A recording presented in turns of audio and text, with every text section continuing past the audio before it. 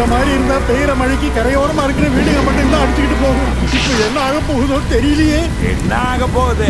அணை உடைய போகுது, ஊரே அடிச்சுட்டு போக போகுது. கொல்லிவாயி வாயிலிருந்து நல்ல வார்த்தையே வராதயா? நல்ல வார்த்தை வந்தா மட்டும் டேம் உடையாதா? நாராவாயா?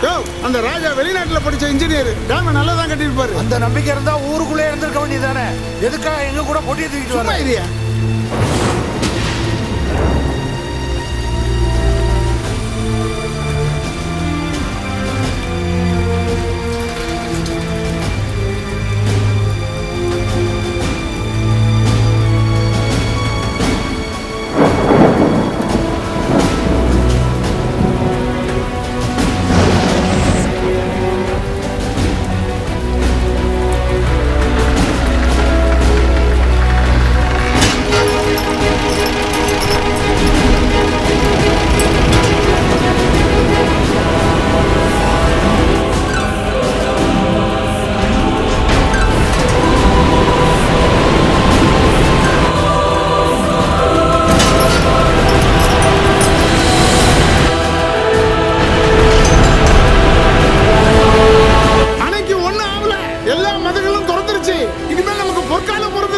அந்த மகராசே நமக்கு நல்லதுதான் செய்வாரு. நான் சொன்னேனேடா, கேட்டீங்களா? கூறு கட்டவனுங்களா?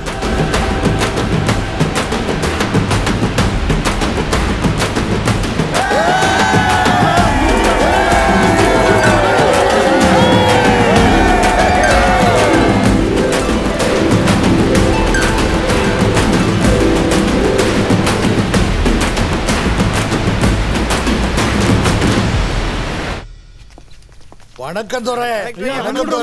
என்ன விஷயம்? புதுசா கட்டின அந்த டேம் பெஞ்ச அடமழையிலையும் வெள்ளத்திலையும் அடிச்சிட்டு போகாம நல்லா நின்னு போச்சுங்க. அந்த ராஜா ஒரு வியாபாரி தான், ஆனா நல்லா படிச்ச இன்ஜினியருங்க. நல்லா தான். எதுக்கு தேவையில்லாம் பேசிட்டு துரை? நீங்க கட்டின, அதாவது உங்க பிரிட்டிஷ் அரசாங்கம் கட்டின அணைய இனிமேல் நீங்க தான் பராமரிக்கணும். ஆமாங்க, எங்க ஊர் செழிப்பாகிறதுக்கும் விவசாயிகளுக்கு வருஷத்துக்கு 3 போகம் விளைச்சல் வர்றதுக்கும் தயவு செஞ்சு அணையிலிருந்து தண்ணி நீங்க தாங்க திறந்து விடணும். அதே மாதிரி உங்க சர்க்கார் எடுத்துக்கிட்ட அந்த ராயக்கோட்டை ஜமீன் நிலத்தை எல்லாம் தயவு செய்து விவசாயம் பண்ற எங்களுக்கே திருப்பி கொடுத்துருங்க ஐயா. ஆமாங்க, வரியை எவ்வளவு வேணாலும் போட்டுக்கோங்க, எங்க நிலத்தை மட்டும் எங்களுக்கே திருத்த முடியாது. நீங்க சொல்றத நான் செய்யணும்னா முதல்ல அந்த அணையில ஒரு கல்வெட்டை பதியுங்க. அதுல இது பிரிட்டிஷ் சர்க்காரால் கட்டப்பட்ட அணை அப்படின்னு எழுதி அந்த போர்டை திறக்க என்ன கூப்பிடுங்க. அதுக்கப்புறம் தான் எல்லாமே. Nonsense. யாரு கட்டுற டேமுக்கு யாரு பேரு வைக்கிறது? Are you not ashamed? Go inside at once. Why should I? அந்த ராஜா கிட்ட இருந்து என்னெல்லாம் வாங்கணும்னு ஆசைப்பட்டியோ அதெல்லாம் வாங்கிட்டியே போதாதா? கோலத்தன்மா அவர பேரு கூட நீ வாங்க ஆசைப்பட்டியே. Would you change your father's name also? Janet! Shut up! You cunning bastard! நீங்க எல்லாம் முட்டாள் ஜனங்க. யாரு கால வேலும்னாலும் விடுவீங்க. அது டேம் யாரு கட்டினது உங்களுக்கு தெரியாது? But I do. 100 மடங்கு வேணும். ஓகே, மதகுக்கு நான் பணம் கொடுக்குறேன். இங்க நடந்தது எதையும் நீ வெளியில சொல்லக்கூடாது. ஆனா இன்னைக்கு நான் செஞ்ச காரியத்தால பல தலைமுறைகள் வாழப்போகுதுடா முட்டாள். வாங்க சாமி புள்ள.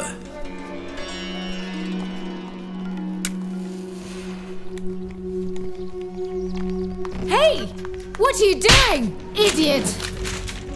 பாருங்க, அந்த ராஜா அவரோட சொத்தை இந்த ஆளுக்கு விட்டு உங்க நிலத்துக்கு பட்டா வாங்கின order. See my husband's, sorry, the collector's signature on it. That man, that Raja is your god. Don't you ever come looking for this devil here again. Get out of here. அம்மா, வெள்ளக்காரங்களையும் கொஞ்சம் நல்லவங்க இருக்காங்கன்றதை நீங்க நிரூபிச்சிட்டீங்க. ரொம்ப நன்றிமா. Where are you going? Back to England. I'm ashamed to live with you anymore. Please don't go, Janet. I want to leave you. I can't cope with this anymore. You're an embarrassment. Janet, listen. But there's nothing wrong on my part. I just behave according to the government. Oh, it's known to the world our government's been looting this country for generations. But there's real justice and even bravery in it. You are nothing but a coward, and I will not live with a coward anymore. But I did all this for you. For what? For me? You wanted to bury me in that palace. Janet, please, Janet. Let go of me. I can't live without you. I can't live without our child. Please, Janet. Then do one thing.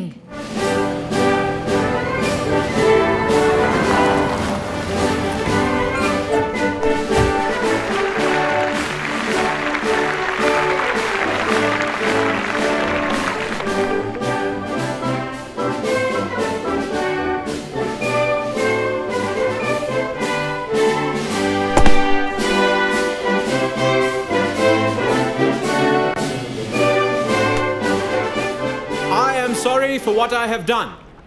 இந்த அணைய கட்டினது ராஜா லிங்கேஸ்வரன் தான், not the British. Thank you.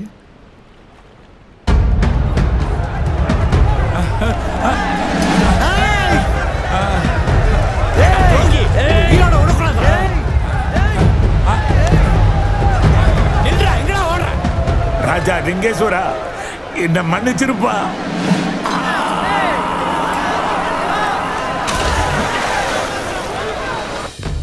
என்ன தலைவரே இவ்வளோ யோசிக்கிறீங்க? தெரியாதனமா அவர் கட்டின கோயிலை நாம மூடிட்டோம்.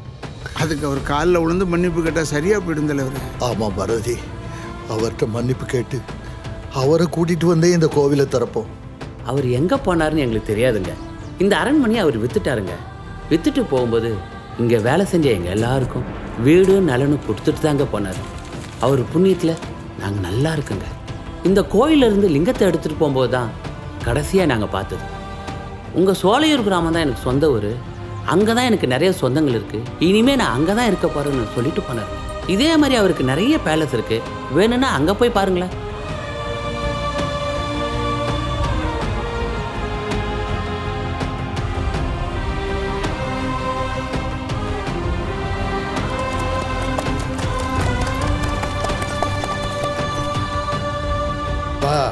ராத்திரி இந்த சத்திரத்திலேயே படுத்து தூங்கிட்டு காலையில் போய் தேடலாப்பா.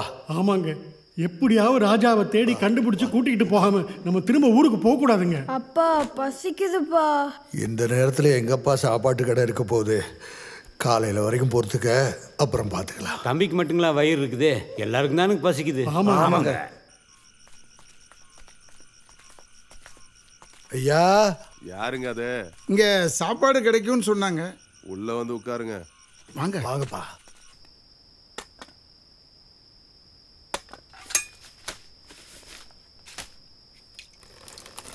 முதல்ல இந்த புட்டை சாப்பிடுங்க, சாப்பாடு தயாராயிட்டு இருக்கு. ஏய், பசிக்குதுன்னு சொன்னீங்களே, சாப்பிடு. அங்கே வேடிக்கை பார்க்குறேன்.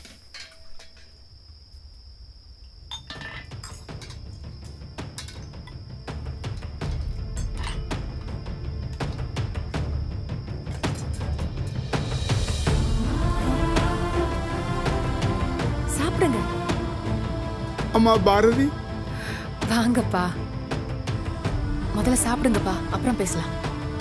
சாப்பிடுங்க. என்னம்மா இதெல்லாம்? என்னம்மா இப்படி இருக்க? நல்லாதான்ப்பா இருக்கேன். பசியா இருப்பீங்க, முதல்ல சாப்பிடுங்க. துறைங்கம்மா, அவர் பின்னாடி இருக்காரு, நீ முதல்ல சாப்பிடுங்க.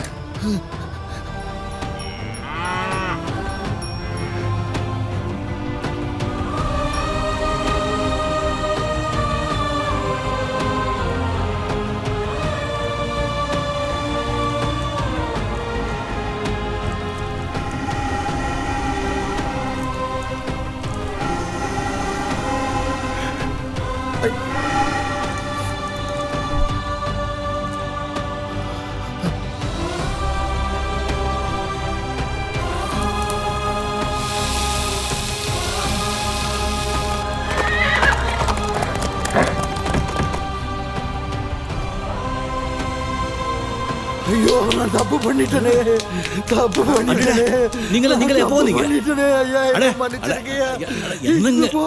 என்னங்க நீங்க பெரியவங்க, உங்களை விடவா?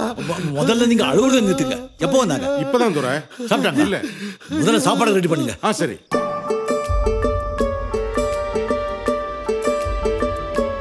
சுட்டாலும் சங்கு நிறம் எப்போதும் வெள்ளையடா.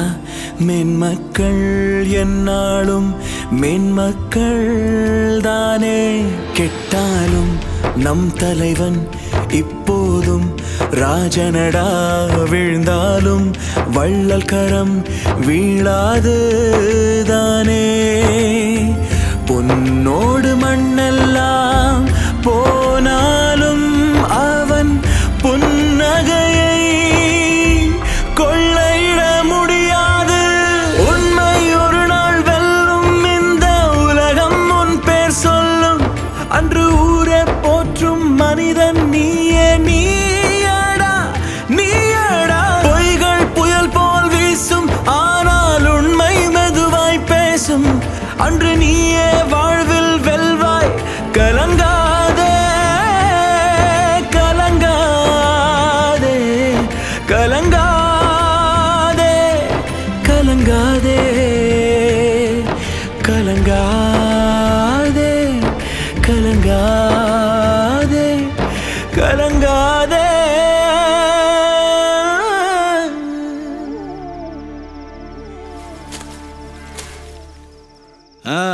சாப்பாடெல்லாம் எப்படி இருந்தது?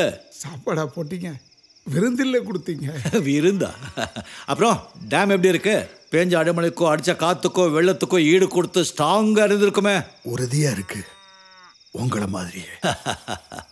இன்னும் 1000 வருஷம் ஆனாலும் அந்த அணையை அசைக்க முடியாது. ஆமா, ஊர்ல எப்படி இருக்காங்க? அதை விடுங்க, நீங்க என்னங்க எப்படி? ஓ, என்ன ராஜாவை பார்த்தீங்க, கலெக்டரா பார்த்தீங்க, இன்ஜினியரா பார்த்தீங்க, இப்போ சமையல்காரனை பார்க்குறீங்க, அது சொல்றீங்களா? நம்ம எந்த வேலை செய்கிறோங்கிறது முக்கியம் இல்லைங்க. செய்கிற வேலை மனசுக்கு பிடிச்சி செய்கிறோமா, அதான் முக்கியம். 36 ஊரில் இருக்கிற ஜனங்களெல்லாம் நல்லா வாழ வச்ச நீங்க இப்போ இங்கே இப்படி. எனக்கு என்னங்க குறைச்சல்? வர்றவங்களை தங்க வைக்கிறதுக்கு அப்பா கட்டின சத்திரம் இருக்கு. யார் வந்தாலும் இல்லைன்னு சொல்லாமல் வயிறு நிறைய சாப்பாடு போடுற அளவுக்கு வசதி இருக்கு. பார்த்தீங்களா எத்தனை கருவ மாடி இருக்குன்னு? வேற என்ன வேணும்? அது இல்லைங்க, அரண்மனையெல்லாம் வித்து புட்டிக்கலாம். ராஜாவா இருந்தீங்க, இங்கேயும் நான் தான் ராஜா, உங்க பொண்ணுதான் ராணி. அரண்மனையில் இருந்ததா ராஜாவா? எங்கே இருந்தாலும் சந்தோஷமா இருந்து இல்லாதவங்களுக்கு இருக்கிறத கொடுக்கறவங்க எல்லாருமே ராஜா தான். நீங்க என்னதான் சொன்னாலும் நாங்க உங்களை பழைய ராஜாவா தான் பார்க்க விரும்புறோம். அதுக்கு இதெல்லாம் பத்தாது. நீங்க ஊரு ஜனங்களுக்கு எழுதி கொடுத்த நிலத்தையெல்லாம் திரும்பி கொடுத்துறோம். நீங்க வித்த அரண்மனையெல்லாம் திரும்ப வாங்கிட்டு 100 வருஷம் நீங்க நல்லா இருக்கணும். இப்பவும் நான் நினைச்சா மறுபடியும் அந்த வாழ்க்கையை அமைச்சிக்க முடியும். படிப்பு இருக்கு, மனசுல தெம்பு இருக்கு, உடம்புல ஒலு இருக்கு. ஆனா அந்த வாழ்க்கையை நான் பார்த்தாச்சு. இது எனக்கு பிடிச்சிருக்கு. பாரதியும் கேட்ட இது போதும் சொன்னா. இத பாருங்க, இங்க சந்தோஷம் இருந்தா எங்க போனாலும் சந்தோஷம்தான். இங்க சந்தோஷம் இல்லைன்னு வச்சுக்கோங்க, எங்க போனாலும். அப்போ ஒன்று பண்ணுங்க துரை, நீங்க எங்க ஊருக்கே வந்துருங்க. நாங்க எல்லாருமே உங்களை ராஜா மாதிரி பார்த்துக்கிறோம். இந்த உலகத்துல நம்ம பிறந்ததுக்கு அடியாளமா ஏதாவது விட்டுட்டு போனோம்னு நினைச்சேன். அந்த சோலையோர் டேம் தான் என் அடியாளம். அத்தோட என் வேலை அங்கே முடிஞ்சு போச்சு. நடந்ததெல்லாம் மனசுல வச்சுக்காதீங்க. அந்த சம்பந்தம் பைய பேச்ச எதுக்குங்க பழசெல்லாம் விட்டுடுங்க.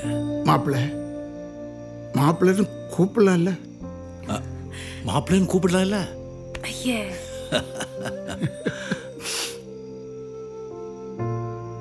நீங்க கட்டின கோவிலையாவது துறக்க ஊருக்கு வாங்க மாப்பிள்ள. ஊருக்கா? ஒரு தடவை உடைஞ்சதை மறுபடியும் ஒட்ட வைக்க முடியாது. ப்ளீஸ் ஒருப்படுத்தாதீங்க. வரங்க.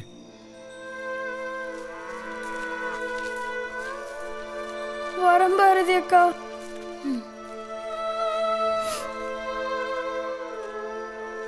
வரமா. அப்பா, உங்களையும் அம்மாவையும் பார்க்கணும்னு தோணுச்சுன்னா சொல்லி அனுப்புறேன். நீங்க வந்துட்டு போங்கப்பா.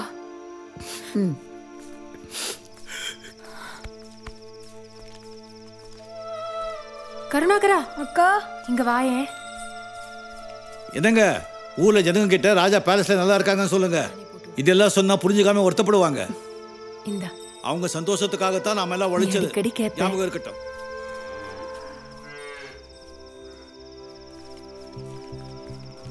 ஆனா ஒண்ணு மட்டும் சொல்ற ராஜா, உங்களுக்கு எப்ப எங்களை மன்னிக்கணும்னு தோணுதோ அப்ப நீங்க அந்த ஊருக்கு வாங்க. அது வரைக்கும் நீங்க கட்டின அந்த அணை கோயில் மூடிதான் இருக்கும். இது ஏன் மேல சத்தியம்.